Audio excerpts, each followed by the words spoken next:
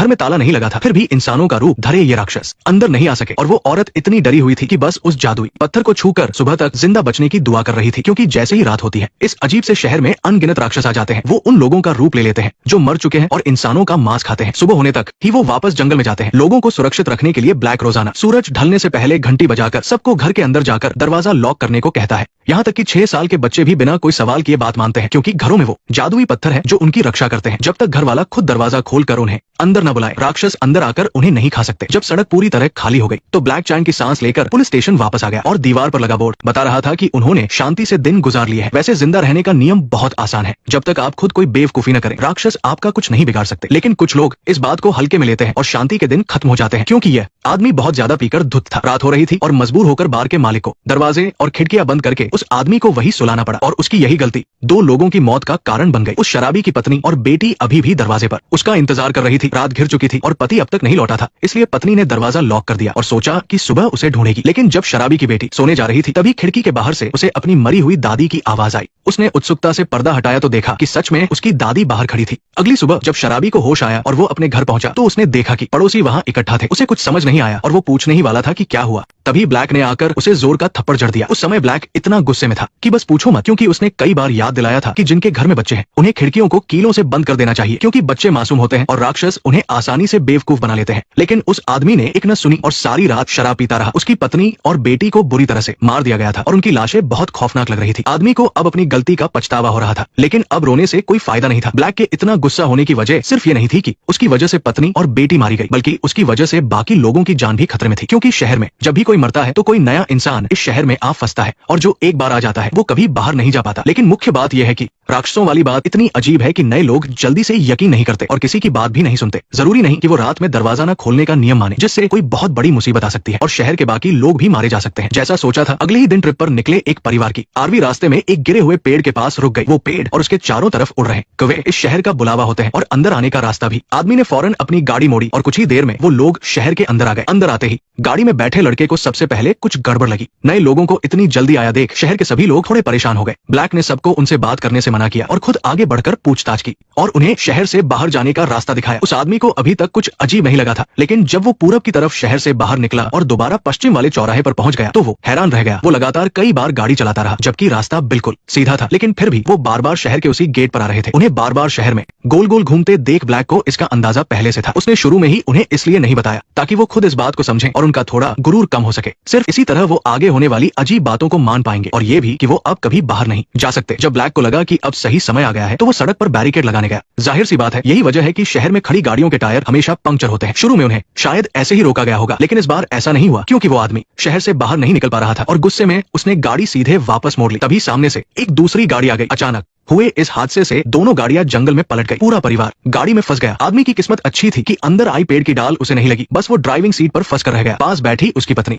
बेहोश हो गई थी। जाहिर है उसे गहरी चोट लगी थी। शुक्र है कि बड़ी बेटी को ज्यादा कुछ नहीं हुआ और वो हिलडुल पा रही थी, लेकिन सबसे छोटे बेटे की हालत बहुत खराब थी। वो होश में तो था, लेकिन एक बड़ी सी टहनी उसकी जांघ के आर पार हो गई थी। उसे गहरी चोट लगी थी और वो अपनी जगह से हिल भी नहीं पा रहा था। दूसरी तरफ ब्लैक सड़क पर इंतजार कर रहा था कि शायद वो लोग वापस आए। गनीमत रही कि दूसरी गाड़ी से एक आदमी बाहर निकल आया और उसने सबको एक्सीडेंट के बारे में बताया। ये सुनकर सभी के चेहरे का रंग उड़ गया, क्योंकि जब से ये शहर बसा है यहाँ कभी भी एक साथ 2 नई गाड़ियां नहीं आई थी। लेकिन रात होने वाली थी, इसलिए उसने तुरंत अपने साथी बेन को वापस शहर भेजा ताकि वो मदद लेकर आए और वो खुद आगे चला गया। जब वो वहां पहुंचा तो उसने कार में एक और आदमी को देखा, लेकिन ये भाई साहब नशे में धुत थे और पूरी तरह बेसुध लग रहे थे। ब्लैक ने पहले उसे सहारा दिया और फिर आरवी को देखने गया, लेकिन एक नजर देखते ही उसके होश उड़ गए। शुक्र है कि कोई मरा नहीं था। जल्द ही 3 लोगों को बाहर निकाल लिया गया, लेकिन छोटा बेटा अभी भी अंदर ही था। बेन भी बाकी लोगों के साथ आ गया, लेकिन छोटे बेटे की जान के आर पार टहनी फंसी थी। अगर जबरदस्ती टहनी निकालते तो खून बहने की वजह से वो शायद कुछ ही मिनटों में मर जाता। साथ आए डॉक्टर ने कहा कि इलाज गाड़ी के अंदर ही करना पड़ेगा, लेकिन अब रात होने में कुछ ही मिनट बचे थे और इलाज में कम से कम 1 घंटा लगता। कोई चारा नहीं था, इसलिए ब्लैक और डॉक्टर ने रात भर वहीं रुकने का फैसला किया और बाकियों को घायलों के साथ वापस शहर भेज दिया। लेकिन लड़के का पिता अपने बेटे को छोड़कर नहीं जाना चाहता था, इसलिए उसने भी वहीं रुकने की बात कही। लेकिन इस शहर में आज तक कोई भी रात में घर के बाहर नहीं रुका था और जिंदा नहीं बचा था। इस बात को लेकर ब्लैक भी बहुत घबराया हुआ था। जैसे जैसे अंधेरा बढ़ता गया उसकी सारी उम्मीद सिर्फ उस जादुई पत्थर पर टिकी थी जो वो अपने साथ लाया था। उसे उम्मीद थी कि बंद गाड़ी में भी ये पत्थर किसी घर की तरह ही उनकी हिफाजत करेगा। जल्द ही ब्लैक ने वो पत्थर गाड़ी में लटका दिया। आदमी को ये सब थोड़ा अजीब लगा, लेकिन ब्लैक ने उसे कुछ नहीं समझाया क्योंकि वो बताता तब भी आदमी यकीन नहीं करता। उसने गाड़ी की सारी खुली जगह बंद कर दी और आदमी से कहा कि रात में चाहे जो आवाज सुनाई दे या जो भी दिखाई दे, बस उस पत्थर को मत छूना और गाड़ी का दरवाजा बिल्कुल मत खोलना।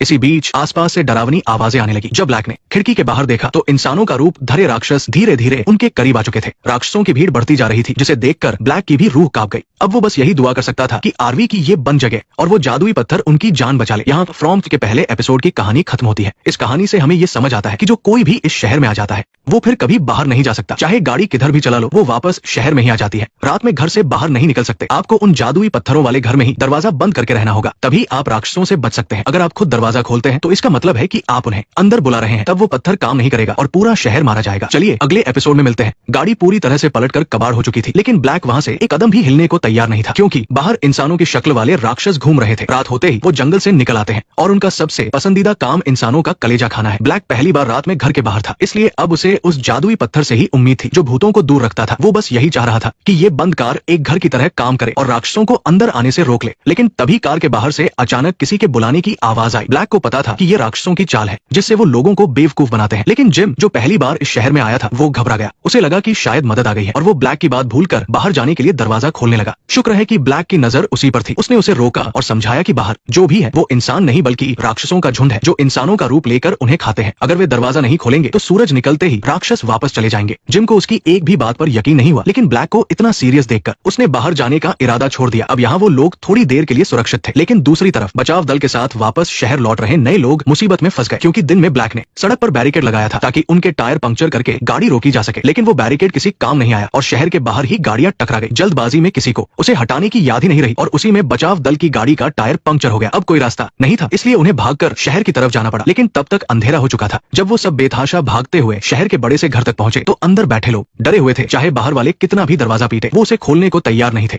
किसी को अंदर आने देना मना था, क्योंकि रात में दरवाजा न खोलना एक नियम है। किसी को नहीं पता था कि ये इंसान है या राक्षसों का रूप। वो चाहे जितना भी खटखटाएं, अंदर वाले दरवाजा नहीं खोलने वाले थे। लेकिन राक्षस उनका लिहाज नहीं करते। वो कोने से लगातार बाहर आ रहे थे। नई आई लड़की जूली ने जैसे ही अपने एक्स बॉयफ्रेंड को देखा, उसकी आंखें फटी की फटी रह गई। साफ था कि वो राक्षसों के वश में आ चुकी थी। गनीमत रही कि डिप्टी ने समय पर आकर गोलियां चला दी। उसने उस आदमी को गोली मारी। जब उस आदमी को गोली लगने के बाद भी कुछ नहीं हुआ, तब जाकर नए लोगों को डर का एहसास हुआ। जब लगा कि पुलिस वाला मारा जाएगा, तब उस घर की महिला लीडर ने दरवाजा खोलने का हुक्म दिया। इससे उनकी जान तो बच गई, लेकिन अंदर आते ही नई आई मां बेटी को बांध दिया गया। ये हर नए इंसान के साथ किया जाने वाला सलूक है, क्योंकि अगर ये लोग बात नहीं मानेंगे और खिड़की खोल देंगे तो इस घर के सारे लोग मारे जाएंगे। लेकिन लीडर डोना ने औरत को समझाते हुए कहा कि ऐसा करना सबकी हिफाजत के लिए जरूरी है और उनकी किस्मत बहुत अच्छी है, क्योंकि कुछ लोग तो आधी रात को इस शहर में आते हैं, उन्हें कुछ समझने का मौका ही नहीं मिलता और सीधे राक्षसों का शिकार बन जाते हैं। कम से कम वे दिन में तो आए हैं और शहर के लोगों ने उनकी मदद भी की। लेकिन ये सब सुनकर वो औरत और ज्यादा घबरा गई, क्योंकि उसका पति और छोटा बेटा अभी भी आरवी में फंसे थे। इसी बीच आरवी के बाहर से बुलावा लगातार आ रहा था। राक्षस तरह तरह के हथकंडे अपनाकर अंदर वालों को बेवकूफ बनाने की कोशिश कर रहे थे। यहाँ तक कि कुछ राक्षस गाड़ी की छत पर भी चढ़ गए थे। शेरिफ ने तुरंत सबको ढांढस बंधाया कि डरो मत, जब तक जादुई पत्थर है राक्षस अंदर नहीं आ सकते। उन्हें बस शांत रहना था ताकि वो राक्षसों की बातों में न आए। कुछ ही देर में ऐसा लगा जैसे बाहर वाले राक्षसों का सब्र टूट रहा हो। अचानक सब शांत हो गया। भले ही वो जा चुके थे, लेकिन जब तक सुबह नहीं होती ब्लैक चैन की सांस नहीं ले सकता था। सबको लग रहा था कि अब ये रात शांति से गुजर जाएगी। लेकिन तभी आधी रात को जिम अचानक उठा और उत्सुकता से उस जादुई पत्थर को उतार दिया। उसे रोकने की कोशिश की गई, लेकिन बहुत देर हो चुकी थी। शुक्र है कि ये सिर्फ एक बुरा सपना था जिसने मेरी तो जान ही निकाल दी थी। इस तरह ब्लैक ने पहली बार घर के बाहर एक रात सुरक्षित गुजारी। शहर के नियमों को लेकर उसकी समझ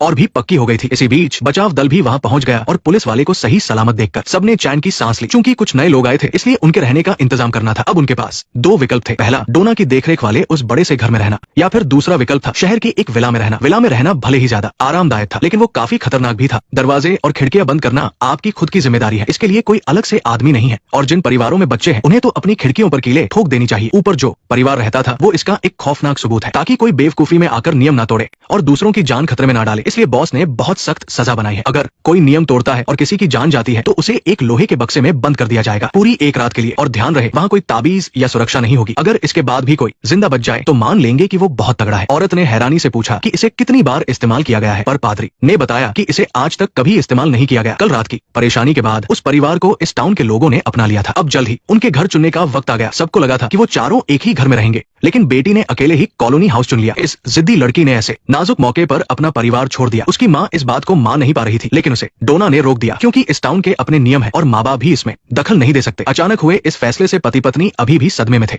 लेकिन बॉस ने कहा कि अब रात होने वाली है, इसलिए सबको जल्द से जल्द अपने कमरों में जाकर रात काटने की तैयारी करनी चाहिए। पति पत्नी को तसल्ली देने के लिए शेरिफ ने कहा कि उसका बेटा भी कॉलोनी हाउस में है और वो उनकी बच्ची का पूरा ख्याल रखेगा। पादरी के कहने पर सब लोग अपने अपने घर चले गए और आज रात ही उस शराबी आदमी को सजा मिलने वाली थी। बॉस ने ये नियम सिर्फ लोगों को डराने के लिए बनाया था, ताकि सब नियम माने और अपनी व दूसरों की जान बचाए। उसने कभी इसे इस्तेमाल करने का नहीं सोचा था, लेकिन अब वो एक बड़ी दुविधा में फंस गया था। इतनी बेरहम बात पादरी के मुंह से सुनकर बॉस थोड़ा हैरान रह गया, लेकिन वो जानता था कि यही सही है, वरना आगे कोई नियम नहीं मानेगा और पता नहीं कितने लोगों की जान दूसरों की गलती से चली जाएगी। ये सब सोचकर बॉस उस आदमी को तुरंत लोहे के बक्से में ले गया। वो आदमी डर के मारे कांप रहा था और बॉस को उस पर 2 ताले और लगाने पड़े। अब वो बस यही दुआ कर सकता था कि आदमी की किस्मत अच्छी हो और कोई राक्षस उसे ना देखे। लेकिन दरवाजा बंद होते ही ये तय हो गया था कि उस शराबी की जिंदगी आज रात ही खत्म हो जाएगी। ये सब देखकर हम समझ सकते हैं कि भले ही वो लोग इस टाउन से बाहर नहीं जा सकते और रात में राक्षस इंसानों को खाते हैं, फिर भी इन लोगों ने अपने जीने का एक तरीका ढूंढ लिया है। कुछ लोगों को लग सकता है कि बॉस बहुत बुरा है, लेकिन ये नियम असल में सबकी रजामंदी से ही बने हैं। बॉस सिर्फ उनका पालन करवाता है। हम कह सकते हैं कि उसके और डोना जैसे मजबूत लोगों की वजह से ही ये टाउन पहले की तरह कुछ दिनों तक सुरक्षित रहा। इसलिए कोई भी ऐसी चीज जो खतरा पैदा करे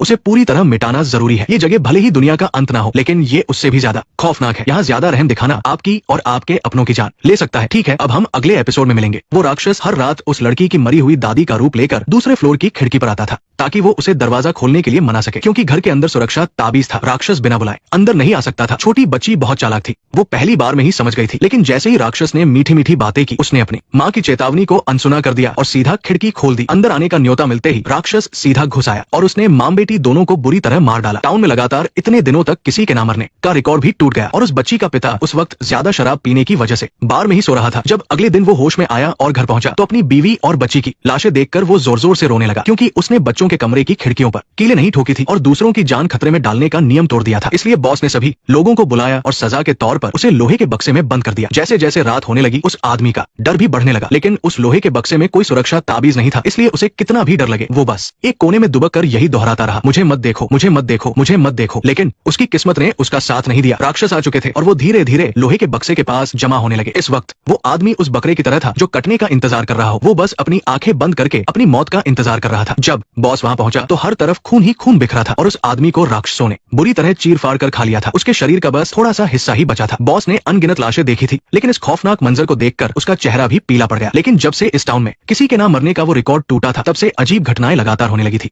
क्योंकि इस खौफनाक बुरे सपने जैसी जगह में सिर्फ अंदर आ सकते थे, बाहर नहीं जा सकते थे। इसलिए सारा पिछले 2 सालों से यही फंसी थी और उसका दिमागी संतुलन थोड़ा बिगड़ गया था। एक्सीडेंट के बाद सबसे पहले टाउन में लाए गए आदमी को देखकर सारा बहुत खुश थी, लेकिन जब उस आदमी को पता चला कि वो यहाँ से कभी वापस नहीं जा सकता, तो उसका चेहरा डर और निराशा से भर गया। सारा को डर था कि ज्यादा छटकाने से उसके टांके ना टूट जाए, इसलिए वो बड़े प्यार से उसे शांत करने लगी। सच कहूं तो सारा स्क्रीन के सामने बैठे आप सभी लोगों का दर्द समझती थी। वो आदमी सच में बहुत जल्दी शांत हो गया, लेकिन तभी सारा के कान में शैतान की फुसफुसाहट सुनाई दी और सब कुछ अचानक से बदल गया। इससे पहले कि वो आदमी कुछ समझ पाता, सारा ने सीधा एक पेचकस लिया और उसके गले में घूम दिया। लेकिन कुछ ही देर में सारा के चेहरे का गुस्सा गायब हो गया और उसकी जगह बहुत गहरे पछतावे ने ले ली। जैसे जैसे रात होने लगी, खून बच जाने के कारण वो आदमी पहले ही दम तोड़ चुका था। इस वक्त सारा डर के मारे एक कोने में बैठी थी, पर तभी उसके दिमाग में वो आवाज फिर से गूंजी, जिसने उसे हुक्म दिया कि वो ऐसा दिखावा करे जैसे राक्षस ने उस आदमी को मारा है। सारा ने पहले मना करना चाहा, लेकिन लोहे के बक्से में मारे गए उस शराबी की हालत याद करके वो खुदगर्ज बन गई और उसने दरवाजा खोल दिया। कहानी को और भी असली दिखाने के लिए वो सीधा उस आदमी की लाश के पास गई और एक झटके में पेचकस बाहर निकाल लिया। फिर उसने दराज से एक सर्जिकल ब्लेड निकाला और वापस आकर सीधा उस आदमी का जबड़ा ही काट दिया। इसके बाद सीन बदलता है और ड्यूटी पर मौजूद नर्स जैसे ही पट्टी बदलने आई तो उसने उस आदमी की लाश देखी। वो डर के मारे वहाँ से भागने ही वाली थी, लेकिन राक्षस पहले ही खुले दरवाजे से अंदर आ चुके थे। अगले दिन जब बेन अपने पिता से मिलने आया तो उसने देखा कि क्लिनिक का दरवाजा खुला हुआ है और वो सुरक्षा ताबीज भी जमीन पर गिरा है। खतरे का अंदाजा होते ही वो तेजी से